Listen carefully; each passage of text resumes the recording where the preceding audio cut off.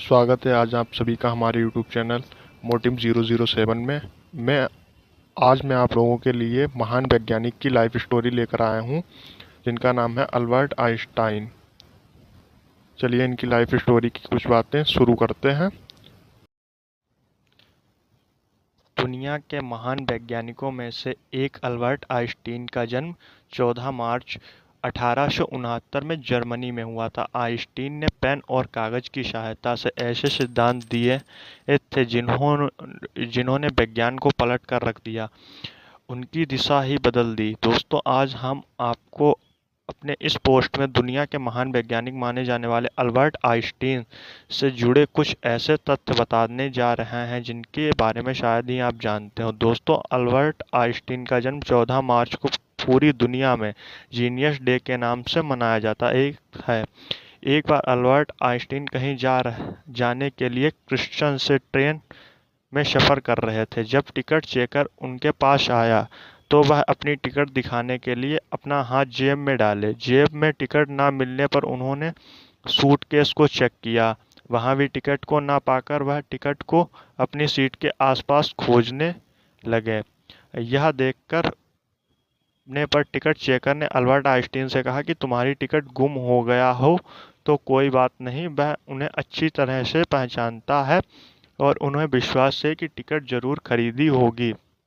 Ticket checker जब बाकी के लोगों को का टिकट देखकर वापस जा रहा था तो उन्होंने देखा कि अल्बर्ट आइंस्टीन अभी भी अपनी टिकट के नीचे सीट के नीचे अपना टिकट को ढूंढ रहे हैं।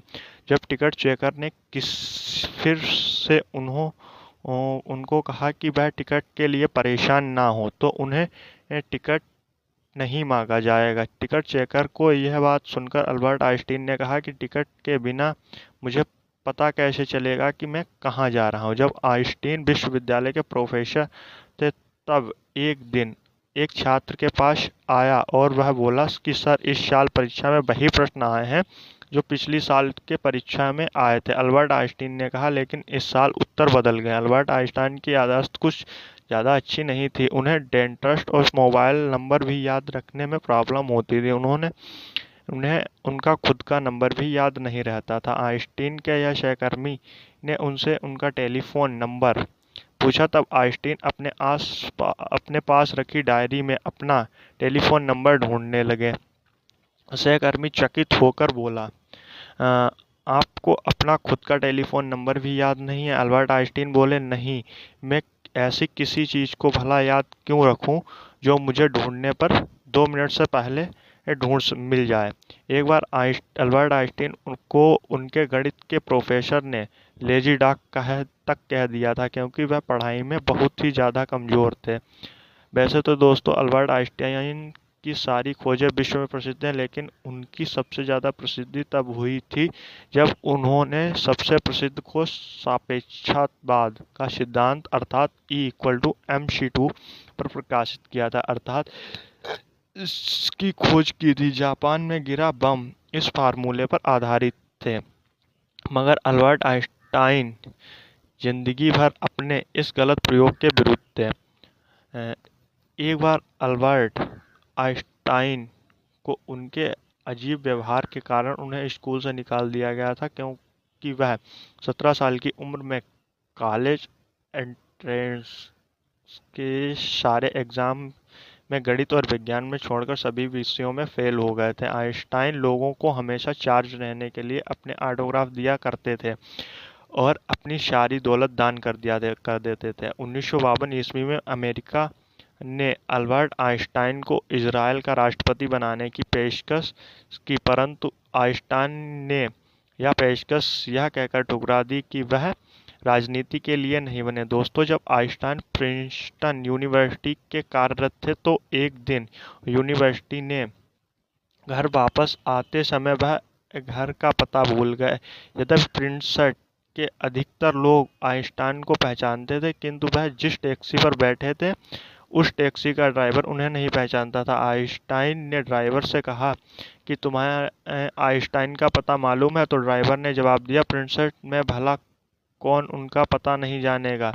यदि आप उनसे मिलना चाहते हो तो मैं आपको उनके घर तक पहुंचा सकता हूं। जब आइंस्टाइन ने ड्राइवर को बताया कि वही अल्बर्ट आइंस्टाइन है और अपने घर का पता भूल गए हैं, यह जानकारी टैक्सी ड्राइवर ने उन्हें उनको घर तक पहुंचाया और आइंस्टाइन के बार-बार आग्रह के बावजूद भी टैक्सी का भाड़ा नहीं लिया। अल्बर्ट आइंस्टाइन ने अपने पूरे जीवन में कभी भी गणित विषय में असफलता नहीं हुई। उन्होंने 15 साल की उम्र में कैलकुलेशन में महारत हासिल कर लिया था। अल्बर्ट आइंस्टाइन अपनी सरल जीवन शैली और अजीब तरीके से कपड़े पहनने के लिए जाने जाते थे। उनके बारे में दो मज़ेदार प्रसंग आते हैं। एक बार अल्बर्ट आइंस्टाइन की पत्नी ने उन्हें कहा कि जब वह काम पर जाएं तो अधिक पेशेवर पोशाक पहना करें। क्यों? आइंस्टाइन का तर्क था, वहाँ तो हर कोई मुझे जानता है। अल्बर्ट आइंस्टाइन इनका अपने पहले बड़े सम्मेलन में भाग लेने का समय आया तो उनकी पत्नी ने उन्हें थोड़े अच्छे कपड़े पहनाए।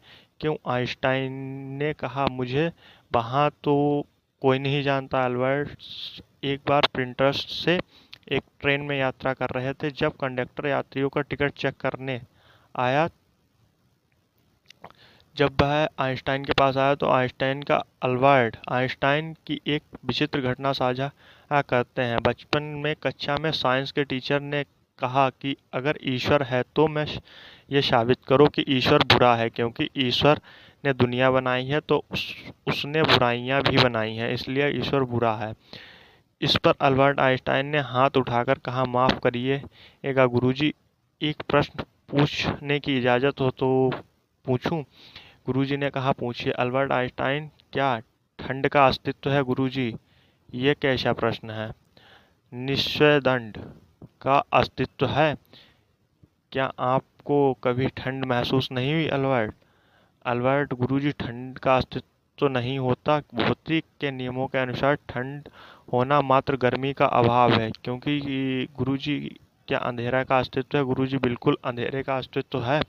अल्बर्ट, नहीं गुरुजी, अंधेरे का अस्तित्व भी नहीं है। अंधेरा का अर्थ प्रकाश की कमी होना है और हम प्रकाश का अध्ययन कर सकते हैं, अंधेरे का नहीं। इस प्रकार बुराई भी ठंड को अंधेरे की तरह है।